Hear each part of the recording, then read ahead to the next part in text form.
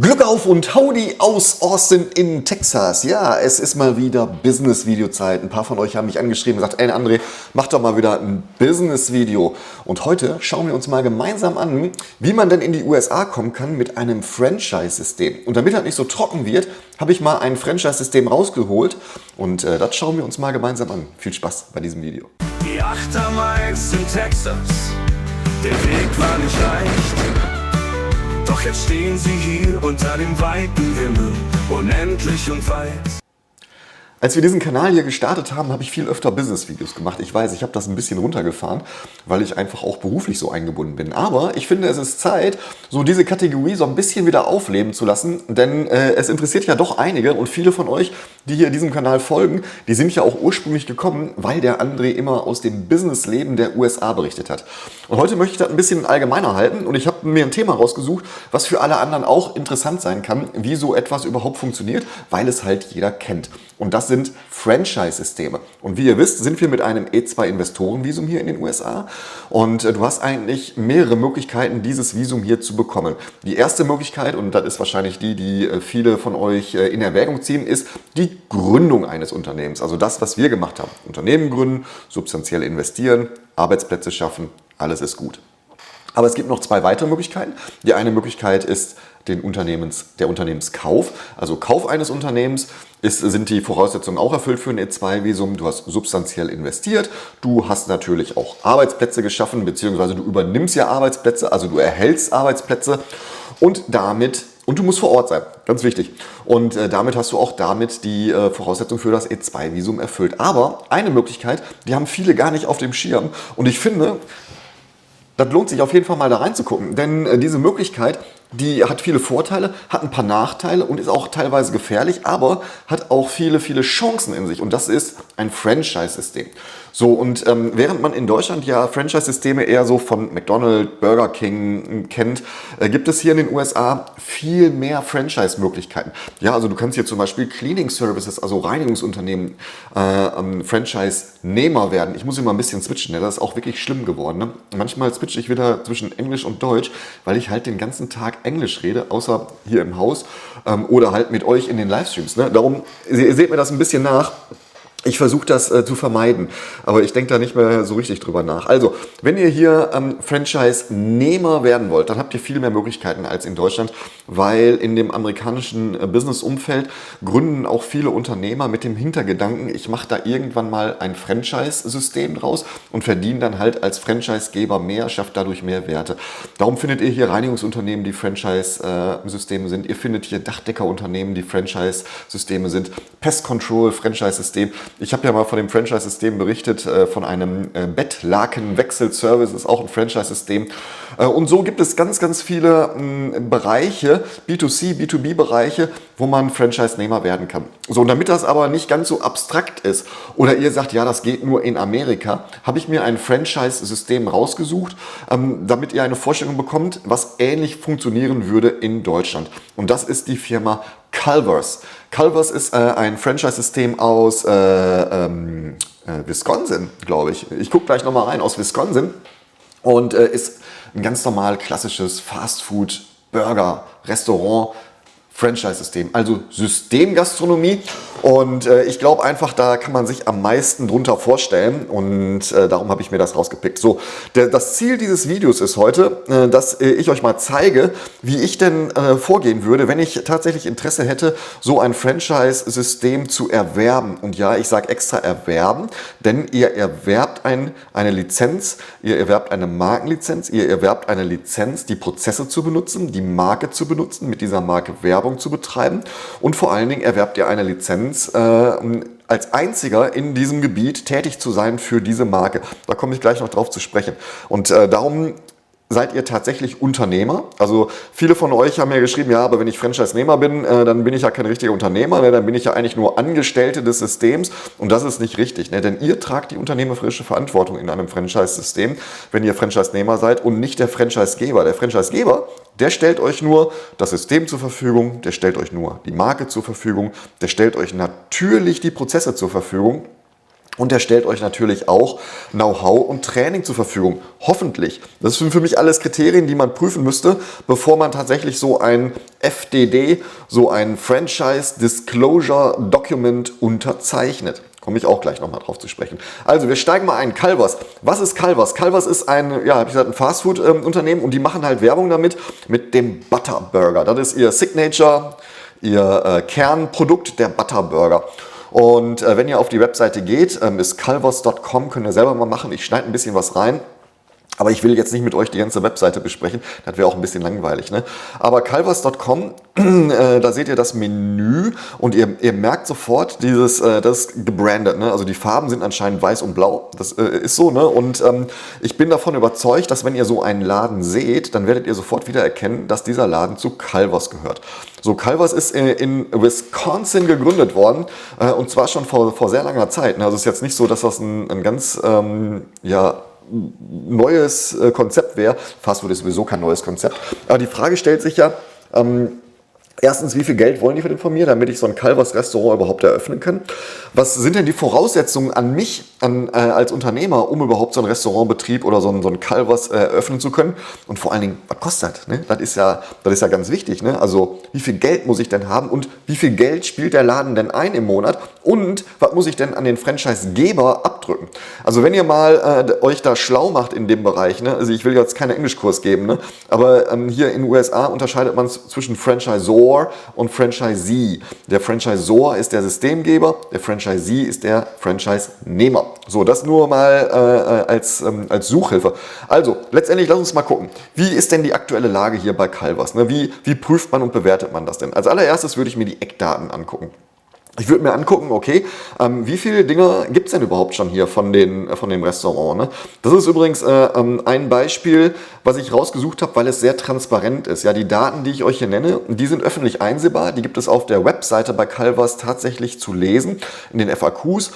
Es ist ein sehr transparenter Prozess und ich finde das schon mal ein großer Pluspunkt. Ne? Ich habe in meinem Online-Kurs, also in dem Unternehmerkurs hier zum Businessaufbau in den USA, noch weitere Beispiele eingebaut, ne, wo wir auch intensiv einsteigen in die Thematik. Darum, wenn ihr da Interesse daran habt, da tiefer einzusteigen, dann bucht euch den Kurs. Das ist ein Unternehmerkurs, ist kein Coaching. Ne? So, aber lass uns zurück zum Eingemachten. Also ich würde als allererstes die Eckdaten prüfen. So, und da gucke ich mir erstmal an, wie viel gibt es denn da. So, und die Systemgröße, die ist angegeben mit ungefähr 1000 Restaurants in 26 Bundesstaaten. Das bedeutet, dass es schon 1000 Franchise-Nehmer gibt, die in 26 US-Bundesstaaten aktiv sind. Ist das viel? Ist das wenig? Da reden wir gleich drüber. Ich finde, die Zahl, die sagt erstmal, okay, wenn es Leute gibt, die 1000-fach diesem Franchise-System schon vertraut haben, dann ist das erstmal ein gutes Signal.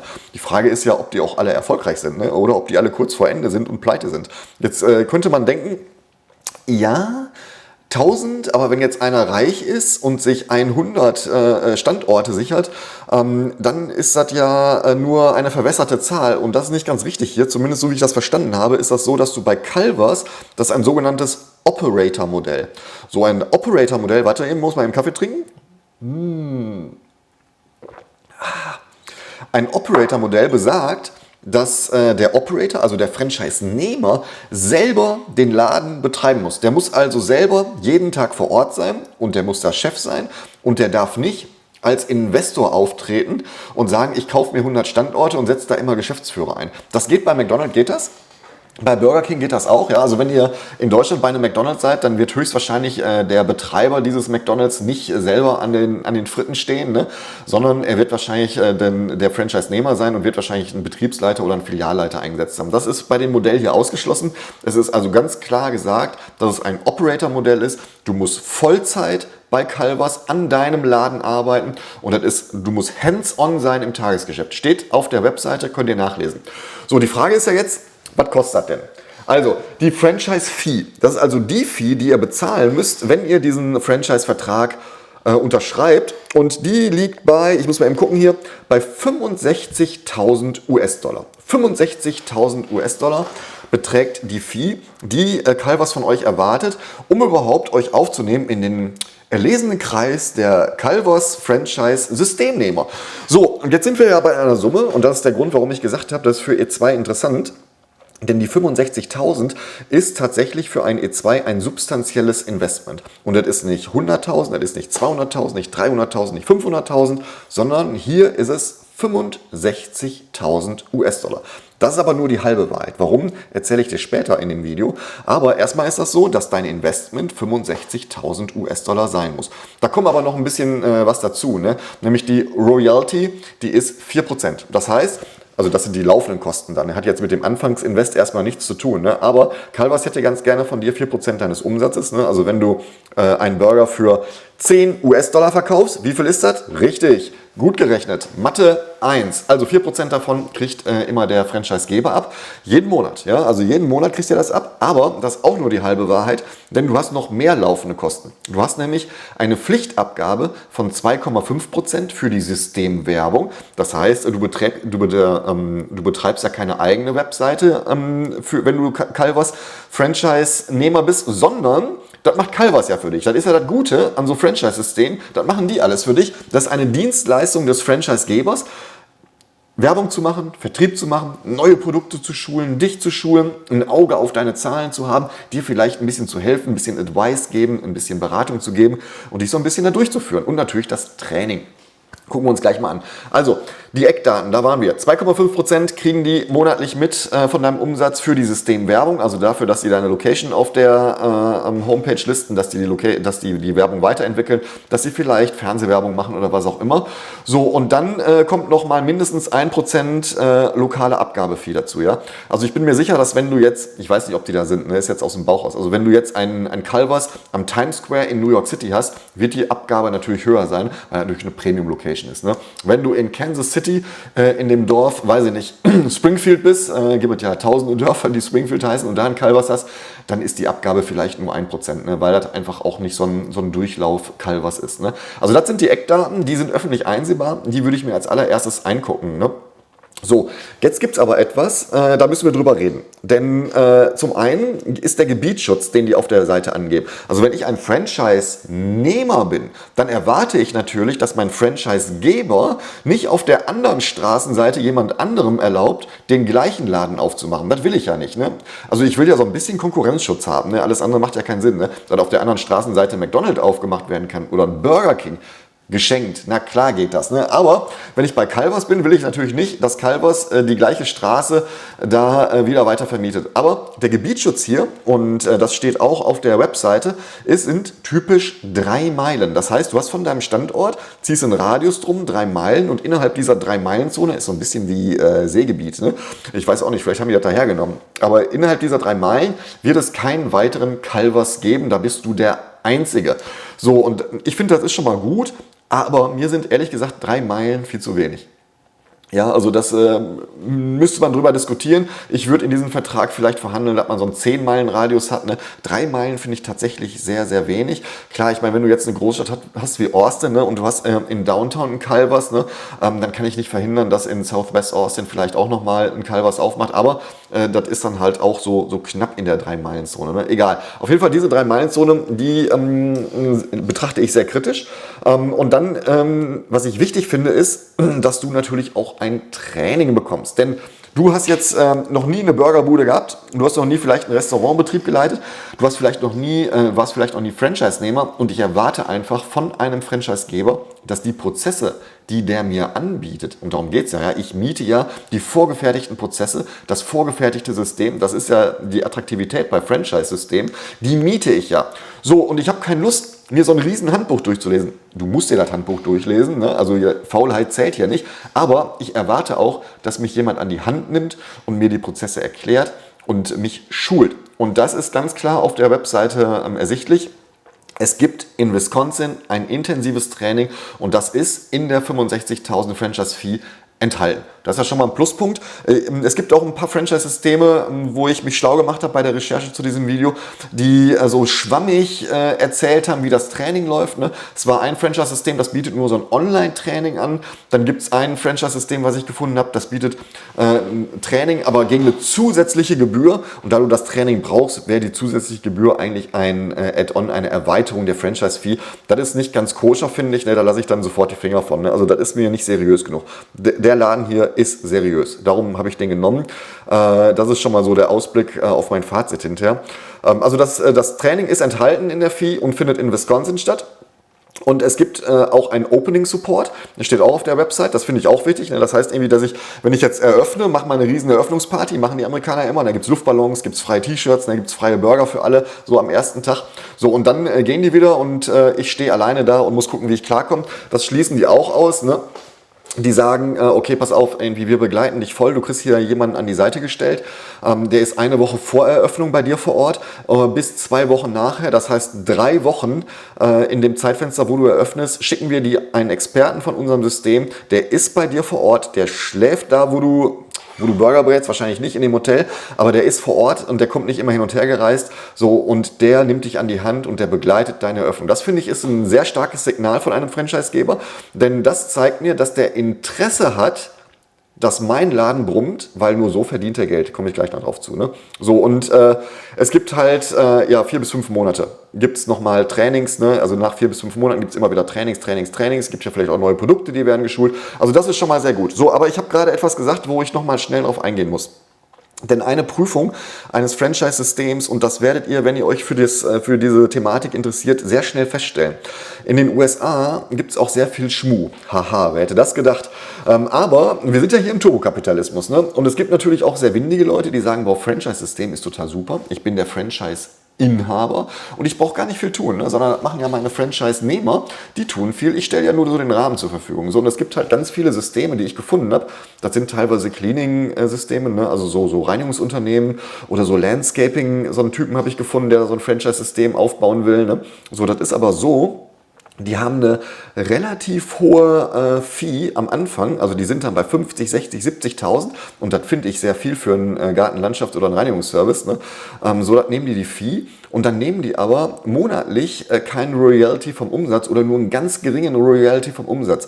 Und das ist bei mir eigentlich ein Warnsignal, denn im Umkehrschluss bedeutet das, der Franchisegeber, du musst dich fragen, wie verdient der Franchisegeber denn Geld? Und wenn der nur 0,1% vom Umsatz nimmt, habe ich auch gelesen, dann kann ich dir jetzt schon sagen, der verdient kein Geld mit deiner Leistung. Der verdient Geld, dass du Franchise-Nehmer wirst. Das heißt, der zieht sich die 70.000 mal rein und lebt einfach davon, dass der mehr und mehr Franchise-Nehmer onboardet. Und dem ist da total egal, ob du guten Umsatz oder schlechten Umsatz machst, weil von den 0,1%, die du da abdrücken musst, wird der nicht reichen. Ne? Und das ist ein Warnsignal. Das heißt, wenn du ein System hast, was nur Geld verdient, also auf Franchise-Geber-Ebene, was nur Geld verdient, durch die Onboarding-Fee, ist das ein No-Go, ist das ein Red Flag, lass sofort die Finger davon, denn der hat überhaupt kein Interesse, dass du erfolgreich bist. Natürlich hat er ein bisschen Interesse, ne? Aber der hat erstmal Interesse, dass du neue Franchise-Nehmer ans Board kommt. Das ist bei dem hier anders bei Calvas, ne? Der sagt ganz klar, pass auf, 4% vom Umsatz kriege ich, ne?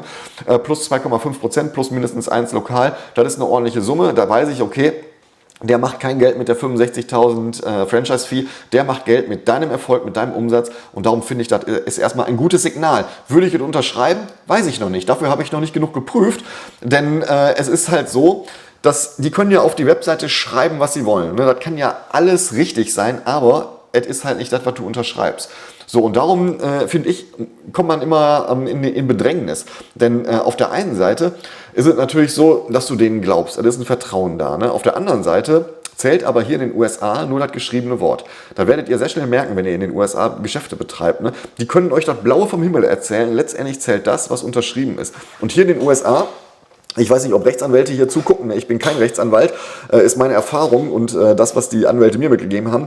Es gibt in den USA kein Auslegungsrecht, so wie in Deutschland. Ja? In Deutschland ist das so, wenn du vom Landgericht bist, also wenn du eine zivile Sache hast, ich war 8 Jahre Handelsrichter am Landgericht, darum weiß ich das ein bisschen, ist das so, der Richter guckt erstmal, okay, da sind 2, die haben einen Vertrag abgeschlossen. Was wollten die denn mit dem Vertrag erreichen? Und dann entscheidet der Richter, okay, egal was da jetzt steht in dem Vertrag, also ist nicht ganz egal, ne, aber vielleicht haben die sich falsch formuliert oder was auch immer. Wir gucken, was die erreichen wollen und dann wird das ausgelegt, dieses Recht. Das ist hier nicht so. Hier geht der Richter her und sagt, in dem Vertrag steht das so, wenn du das anders erreichen wolltest, ist das doof für dich, aber du hast das unterschrieben. Und darum, prüfe, wer sich ewig bindet, ist das Franchise Disclosure Document, FDD, von existenzieller Bedeutung für dich, wenn du hier Franchise-Nehmer werden willst. Du musst das von einem Rechtsanwalt prüfen lassen. Du musst die Parameter, die du mit dem vereinbarst, prüfen lassen, ob die sich auch genauso in diesem Dokument wiederfinden und welche andere kleinen Schweinigkeiten denn da noch drin sind. So, das mal dazu gesagt. Also das ist eine Pflichtprüfung. Vorher kannst du gar nicht entscheiden, ist das was oder nicht. Also lass mal kurz irgendwie zusammenfassen, was spricht denn jetzt gegen Calvas und was spricht denn für Calvas? Also erstmal finde ich das ganz gut, es gibt einen Skalierungsbeweis. Ja, also 1000 Standorte ist schon mal eine Ansage, in 26 Staaten perfekt. Ich habe in meinem Online-Kurs eine Pizzeria, ein Pizzeria-Franchise mal gehabt. Die hatten nur, ich glaube, 19 Standorte in einem Staat. Wie das Ergebnis aussieht, seht ihr in dem Kurs dann. Aber ist natürlich eine andere Nummer. Ne? Also 1000 Standorte gegen andere Nummer. So. Was ich auf jeden Fall prüfen würde, ne, und das habe ich ganz vergessen zu sagen gerade, ist, ich würde mal mit einem der 1000 Standorte sprechen, weil das ist ja super, ne, dass es 1000 Standorte gibt. Ich würde den mal fragen, war das denn so, wie die gesagt haben? Wie war die Verhandlung? Ne? Wie ist denn der Support danach? Also holt euch ruhig Feedback ein, das ist völlig legitim und ist auch Pflicht. Ne? Also wenn ihr das nicht macht, seid ihr selber schuld. Ne? So, das heißt also, dieser Skalierungsbeweis, die 1000 Standorte, ist auf ganz klar, das hat eine Systemreife. Ne? Die fangen nicht bei Null an. Ich finde es ganz gut, dass ist auch ein Pluspunkt, dass alles öffentlich gemacht wird. Ne? Es ist öffentlich gemacht, wie viel ihr bezahlt. Und zwar auf den Prozentsatz genau. Es ist öffentlich gemacht, dass ihr ein Operator sein müsst. Ne? Also ihr müsst vor Ort sein. Da reden die gar nicht um den heißen Brei. Ihr müsst vor Ort sein. Das ist euer Vollzeitjob und nicht ein Nebenjob als Investor. Die sagen ganz klar, es gibt intensives Training und Support beim Opening. Ne? Und du hast einen Gebietsschutz. Die 3 Meilen finde ich jetzt nicht so gut, habe ich ja erzählt. Ne? So, aber was spricht denn jetzt eigentlich dagegen? Da gibt es ja natürlich auch Sachen, die jetzt vielleicht nicht so taco sind. Ne? Also zum einen ist es so, das habe ich gerade nicht erzählt, das habt ihr hier in dem Formular gesehen. Ne? Es ist ja so, die erwarten ja nicht nur die 65.000 von euch, sondern die erwarten ja auch, dass ihr liquide Mittel habt. Und da wird die Sache ein bisschen schräg, denn die liquiden Mittel, die müssen 500.000 sein, wenn ihr den Laden, also das Gebäude, wo ihr den Calvas betreibt, mietet. Die müssen 750.000 US-Dollar sein, wenn ihr den Laden kaufen wollt. Also wenn ihr Grundstück und Gebäude erwerben wollt, wenn das euer sein soll. Das hat Vor- und Nachteile. Ja, der Vorteil ist natürlich, dass ihr irgendwann einen Return on Invest habt und die Leasing nicht mehr bezahlen müsst. Ne? In Texas würde ich das kritisch sehen, aufgrund Property Tax und Co. hier, ne? Da müsste man sich durchrechnen. Aber das hat jedes Franchise-System. Ne? Also jedes Franchise-System erwartet von euch zusätzlich liquide Mittel. Ne? So, und das ist halt so, weißt ihr, wenn ihr die liquiden Mittel da liegen habt, vielleicht für die Miete oder was auch immer, ne? Dann sind die erstmal gebunden. Das heißt, die könnt ihr erstmal nicht, die könnt ihr nicht benutzen. Ne? Also, und dann kommt natürlich noch der Standort, ne, mit den 3 Meilen. Das finde ich so, ist bei mir negativ, ehrlich gesagt. Ne? Und die Prüfung, die, habe ich ja gesagt, geht erst nach FDD, also Franchise Disclosure Document, lesen und prüfen und nach Betreiberinterviews. Ne? So, das ist momentan noch so in der Schwebe. So, lass uns mal über die 500.000 bis 750.000 reden.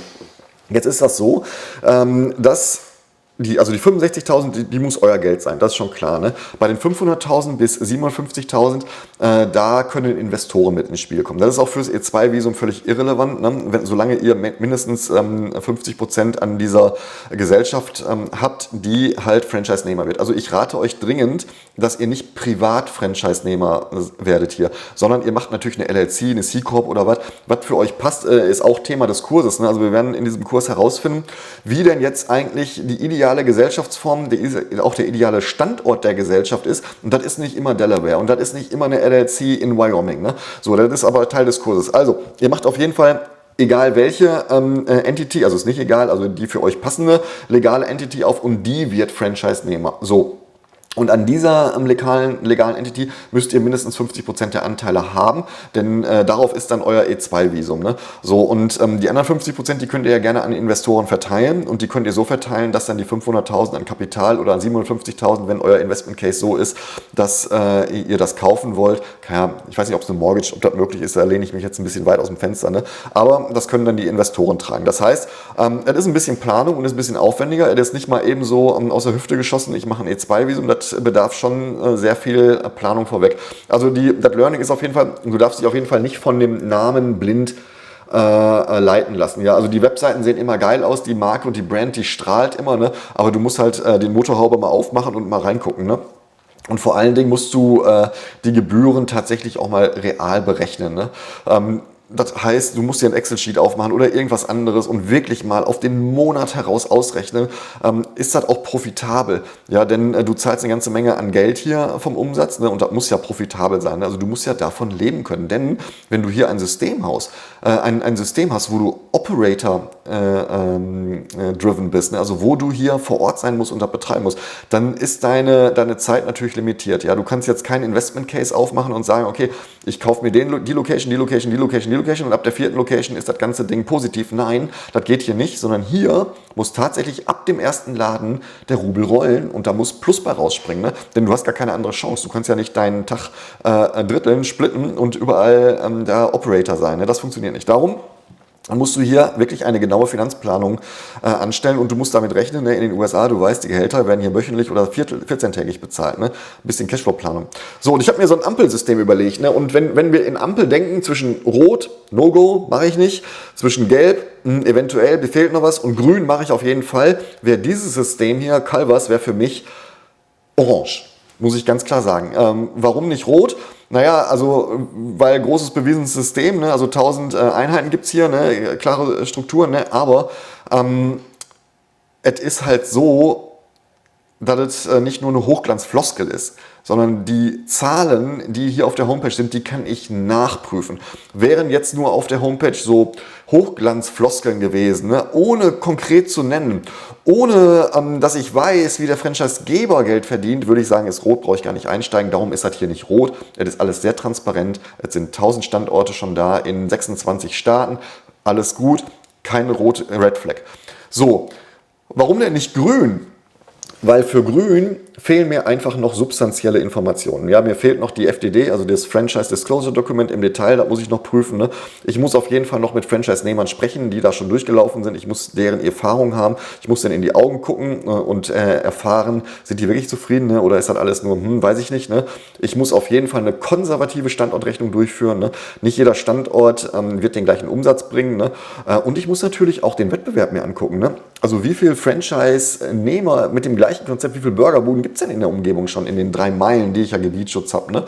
Und ich muss mir angucken, den Personalmarkt am Ort. Ne? Also wenn die mich irgendwo aufs Land setzen und ich nur davon leben kann, dass wenn die Schüler Schulschluss haben, dass ich da Personal kriege, ist das schwierig. Ne? Also den Personalmarkt vor Ort muss ich auch natürlich prüfen. So, aber warum denn jetzt gelb? Gelb deshalb, weil der Kapitalbedarf schon hoch ist, finde ich. Ne? Also 65.000, okay, ist natürlich eine Nummer, ne? Aber so die 500.000, 750.000 müsste ich nochmal prüfen, wofür das genau ist. Ne? Warum wollen die das? Ne? Und ihr habt ja gesehen, als ich das Formular durchgescrollt habe, die wollen von mir wissen, ob ich einen Wert habe, also ob ich Vermögen habe von 2,5 Millionen. Ne? Klar kann ich sagen, habe ich nicht. Ne? Ich weiß nicht, wie die reagieren. Ne? Das weiß ich nicht. Ne? So, und es gibt natürlich einen operativen Zwang, so muss man das wirklich nennen, das ist ein Zwang zur Vollzeitbeteiligung. Ne? Und der belastbare Gebührenblock, ne, der muss erstmal verdient werden. Ne? So, und darum ist das erstmal so gelb. Ich muss das erstmal prüfen, wie das mit dem Zwang gemeint ist. Ne? Dann muss ich wirklich 8 Stunden, 14 Stunden, 15 Stunden am Tag sagen, erwartet man das von mir. Ne? Dann fühle ich mich in meiner unternehmerischen Freiheit so ein bisschen eingeschränkt. Ne? Dann weiß ich ehrlich gesagt, also der André wird das dann nicht machen. Ne? Wenn das so ist, okay, du musst das operativ betreiben, du musst dafür verantwortlich sein, du musst mal am Tag da sein und gucken, ob alles läuft. Kannst auch einen Filialleiter einsetzen, dann können wir drüber reden. Ne? So, das ist so. So, ja, also was würde ich jetzt als allernächstes machen? Ich habe jetzt gesagt, okay, ich habe dieses System mir jetzt angeguckt. Ich bin ein bisschen tiefer eingetaucht da. Ja, ich habe jetzt Appetit gekriegt, weil der Butterburger super aussieht. Ne? So, ich würde jetzt als allererstes würde ich mir jetzt das FDD schicken lassen, ne? Also den Franchise Disclosure Document. Ich würde mit Betreibern sprechen. Ich würde mir ein Excel-Sheet aufmachen, würde das mal durchrechnen. Ne? Und ich würde dann für mich auch nochmal persönlich entscheiden, okay, irgendwie ist das was für mich? Will ich das wirklich machen? Rechnet sich das? Ne? Also kann ich damit das verdienen am Ende, was ich brauche oder was ich haben will? Sehe ich hier vielleicht auch Wachstumschancen? Das ist ja auch immer so ein Thema bei Franchise-Systemen. Kann ich damit überhaupt wachsen? Oder ist irgendwann so ein Top-Level erreicht und ich weiß, okay, mit dem Laden geht jetzt auch nicht mehr. Ne? So, dann das müsste man alles prüfen. Also der Takeaway von meiner Analyse ist hier eine große Marke plus klare Zahlen, ist auf jeden Fall ein guter Startpunkt, ne? Aber erst die lokale Rechnung, die entscheidet dann, ob ich hier Franchise-Nehmer werden kann oder nicht. Ja, das vielleicht mal als Einblick, wie ich hier vorgehen würde, wenn ich mich für so ein Franchise-System interessiere. Wenn ihr mehr dazu wissen wollt, dann kann ich euch wirklich empfehlen, holt euch diesen Kurs. Das sind mittlerweile 15 Stunden aufgelaufen an Lehrmaterial, wo wir genau diese Themen besprechen, wo ich auch tief ins Detail gehe, wo ich halt Analyseverfahren mitgebe, wie man den Markt analysiert, ob man jetzt ein Unternehmen kauft, ob man ein Unternehmen gründet. Wir werden alles bis ins Detail besprechen, wie hier in den USA der Vertrieb läuft, ne, worauf ihr achten müsst. Ich werde euch in diesem Kurs vor viele, viele Fehler bewahren und der Kurs ist wirklich nicht teuer. Ne? Also der ist billiger als das Erstgespräch eines Anwalts hier in den USA. Darum ist das eigentlich ein No-Brainer. Bucht euch den. Das ist auch immer ein 1:1 Gespräch mit mir da drin und dann sehen wir uns hoffentlich wieder in dem Kurs. Ach ja, und wenn ihr die Folien hier zu diesem Case haben wollt, also wenn ihr nochmal schwarz auf weiß alles haben wollt, ne? Auf unserer Webseite auf achtermeier.com, da gibt es so Free Stuff, da gibt es so eine Gegend, da könnt ihr die Folien runterladen, ne? Also die kosten auch kein Geld, keine Angst, ne? Aber wenn ihr so ein bisschen schwarz auf weiß nochmal für euch reflektieren wollt, wie ich denn zu dieser Entscheidung gekommen bin, dann ladet euch die Folien runter und dann habt ihr ein bisschen was vielleicht Substanz hat und was vielleicht hält. Ja, mir macht sowas Spaß.